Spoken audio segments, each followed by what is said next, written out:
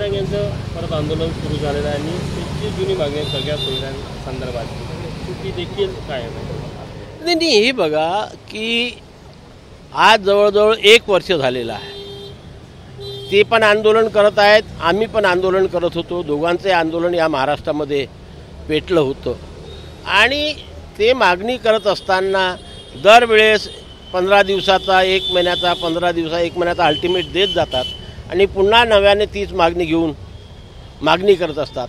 आजपर्यंत या राज्याचे मुख्यमंत्री माननीय आमदार एकनाथरावजी शिंदे, उपमुख्यमंत्री देवेंद्रजी फडणवीस आणि इतरही सर्व मंत्री त्यांनी वारंवार सांगितलेलं आहे की आम्ही ओबीसीच्या आरक्षणाला धक्का लावणार नाही, ओबीसीच्या आरक्षणामधून आरक्षण देणार नाही, सरसकट कुणब्यांचे प्रमाणपत्र देणार नाही. याच्यावरती सरकार ठाम आहे, कारण ती मागणी राष्ट्रीय ओबीसी महासंघाने केली होती आणि या राज्यातील 60% ओबीसी लोकांच्या माध्यमातून ती मागणी केली होती.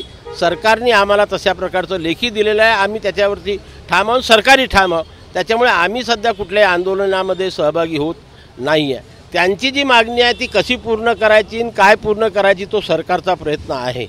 सरकारने समजा आमच्याशी धोका करण्याचा प्रयत्न केला, आम्हाला जे काही आरक्षण मिळते ओबीसी समाजाला त्याच्यातनं मराठा जातीला आरक्षण देण्याचा प्रयत्न केला किंवा सरसकट कुणब्याचे प्रमाणपत्र देण्याचा प्रयत्न केला, त्या दिवशी मात्र या राज्यातील प्रत्येक गावाखेड्यातील गोलगल्लीतील ओबीसी रस्त्यावरती येऊन आपल्या संविधानिक अधिकाराचं रक्षण करेल आणि आपल्या ओबीसीच्या आरक्षणाला धक्का लागू देणार. सरकारने जे आश्वासन दिलं त्याबद्दल तुम्ही आश्वस्त आहात?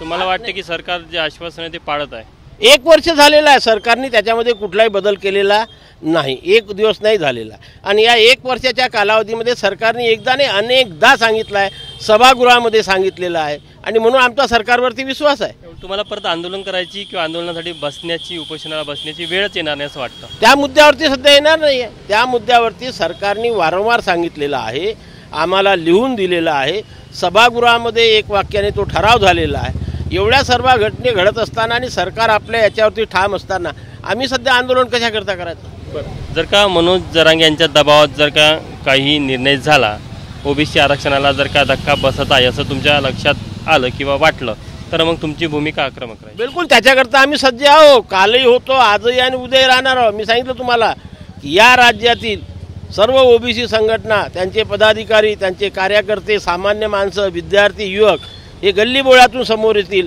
आणि आपल्या ओबीसीच्या संविधानिक अधिकाराचं रक्षण करतील. त्याच्याकरता ते सज्ज आहेत. आपण बघू शकतो की राष्ट्रीय ओबीसी महासंघाने मनोज जरांगे यांच्या आंदोलनासंदर्भात देखील आपली भूमिका स्पष्ट केली आणि राज्य सरकारने ओबीसी समाजाला जे आश्वासन दिलं त्यावर त्यांचा ठाम विश्वास आहे आणि त्यांना भविष्यात आंदोलनाची गरज पडणार नाही, कारण की राज्य सरकार ओबीसीच्या आरक्षणाला धक्का लावणार नाही असं बबनराव तायवाडे यांनी सांगितलं. त्यामुळे राष्ट्रीय ओबीसी महासंघाची जी भूमिका आहे ती आपल्याला स्पष्ट होताना दिसत आहे.